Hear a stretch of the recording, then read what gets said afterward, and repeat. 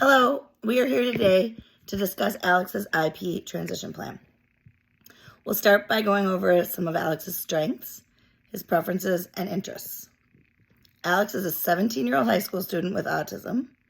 He reads independently at grade level and has maintained a B average in math through middle school and then took 2 years of Teach Math during high school. Alex is currently getting instruction both at school and is also in a community-based training program where he is learning to do data entry and create spreadsheets. He is very diligent about his work. He also works part-time after school at an office supply store, also doing data entry. He has appropriate behavior at work. He is very punctual, and he's willing to stay late when needed. Alex likes work, and he enjoys getting a paycheck, correct? Alex is very detail-oriented, and his boss views him as a valuable employee. His boss wants to give Alex more hours if he develops his business skills. Alex spends his earnings on fast food and video rentals, and he prefers to express his concerns and problems to his school job coach rather than directly to his boss. Alex also has a very supportive mother. This plan includes 3 main categories: education, jobs and employment, and then independent living. So we'll start with post-secondary education and vocational training. After graduation, we hope that you, Alex, will attend a local community college to study business, if that's what you should decide. It sounds like your boss is willing to give you extra hours if you get some more understanding of business. For jobs and employment, it sounds like after graduation, Alex will continue to work at the office supply store and will add more hours as he completes his business courses, as much as his school schedule will allow. And then once Alex does complete his business courses and he improves his self-advocacy skills, he will start working full-time at the office supply store and then hopefully live independently at that time.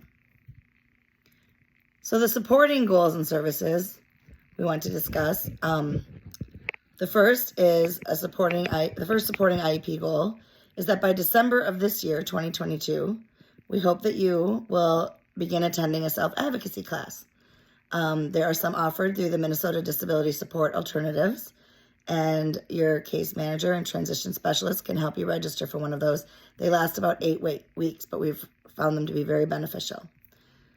And then in a month later in January of next year, we would love to put some supports in place at your work. So at your current place of employment at the office supply store. By January, we hope that you will participate in like a check-in procedure with a coworker. So we know you don't necessarily like to interact with everyone at work, but we would like to have someone checking in with you to make sure that you are getting all that you need to do your job properly and that you are feeling okay. So we're hoping that your job coach can also work with your boss and a coworker at work just to set up some check-ins through text. So you won't have to really talk to anybody, but you can get some check-in. They'll just ask if you need anything through text, and you can let them know if you do. We also want to put in the same month, we'd like to have an emergency plan put into place. We know right now you don't love talking directly to your boss, but we would like to have some sort of an emergency plan where you feel okay to talk to somebody, hopefully your boss or someone at work, if there was any sort of an emergency, that we would have a plan. And we can do that by your school job coach can help you implement a procedure to follow, and you can use an app called Emergency Chat that can be used if appropriate. So we will look into that further and see if the app would be applicable. Then by February of 2023, we're hoping that you might feel more comfortable talking to your boss. We want to spend more time letting you know that your boss does not intend to fire you or end your employment. He actually finds you to be a very valuable employee. And after you've gone to the self-advocacy class, we're hoping that you might feel more comfortable talking to your boss directly rather than having to go through the coach. But there's also an app called Assistive Express that can also help with this communication to your boss without having to speak to him directly, but you can still communicate through this app going forward. And then we're hoping that by March of next year, you will be completing a college application for the local community college so we can continue your business courses if that is what you should still want to do at that time. And we will, your guidance counselor can help you complete the application, and I'm sure your mom here too will help you. And then hopefully you can start the business courses in the fall of next year of 2023. So then right after graduation, during the summer months before you start at the community college, we would love to have you attend some general job skill training. That's training on how to handle issues that might arise at your job. So just common issues that people encounter at work. So your case manager or transition specialist will help you register. There's a job skill training through the Minnesota Disability Support Alternatives as well. So we can sign you up for a class through there, and that one usually lasts about 4 to 6 weeks. Then you'll start your classes in September, it sounds like, most likely. So hopefully you will have them, your first couple will be completed by the end of December. So you can decide which courses you're going to sign up for in the fall. And if you need some help from your school job coach or your caseworker, we're happy to help. And you can also talk to your boss about which classes he thinks would be most beneficial for you at work. And if you want to communicate with him through that Assistive Express app, that works great as well. Then in May, after you've completed your 2 classes, and then hopefully maybe 2 more in May, by May of 2024. And then by the following year, you will probably have completed all of your classes. So at that time, we're hoping you're working full-time at the office supply store if you are still enjoying it, and I'm sure you'll still be doing a great job.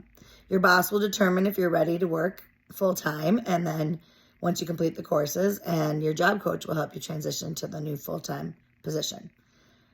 And once you're there, we'll set some goals just on production. We know that sometimes you're extra diligent with your work and you double check it and triple check it, but sometimes we may need to just increase the speed of your data entry. So we'll just set some goals that will be in your plan just to decrease your data entry time by about 5% at different milestone dates. So, and there's an app that can help you stay on task called ChoiceWorks, and it gives you specific reminders and has some scheduling capabilities. And then your boss will be able to calculate your production rates and determine if you've met your goals. But that will just help everything move along faster, and you'll get more done in the time that you're at the job. And then by August of 2025, if you are working full-time and you've completed your self-advocacy classes and you do some independent living skills training, which is through the Minnesota Housing Access Services, then we hope that if it's your wish that you can live independently in an apartment. So the Minnesota Housing Access Services is a partnership between ARC and the Minnesota Department of Human Services. And they have a lot of different programs to help you learn different skills that you would need when living independently.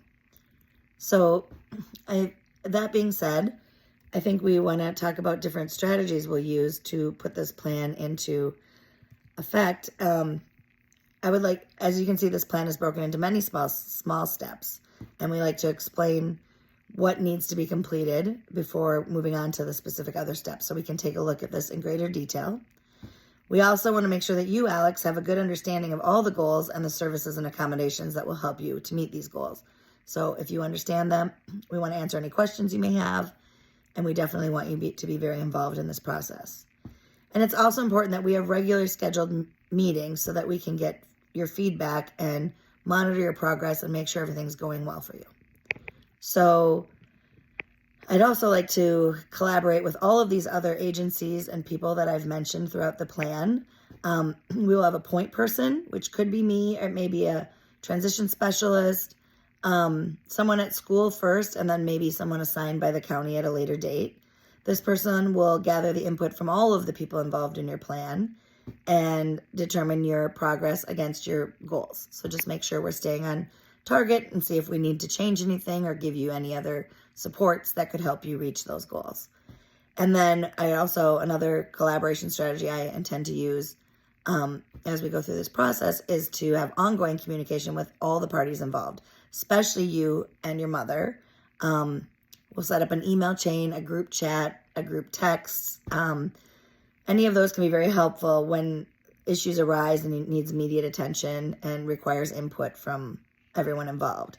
And it's also it's a useful way to disseminate progress updates so that everybody knows the progress that you've made, where you're at, if we need to make any changes, and move forward. So This is the plan as it stands now, but it's always it always can be adjusted. We just want to keep monitoring your progress, make sure that you are getting your needs met, and that that we have the right supports in place. And anytime you can reach out to us and let us know that something isn't working, or something, even if something's working well and you would like more of it, let's keep this line of communication open between us so that we always know what you need and we can keep you on track to meeting these goals. And if you have other goals you want to add or things we need to change, we are always open for discussion. Thank you very much, Alex, and your mom, and everyone else for attending the meeting.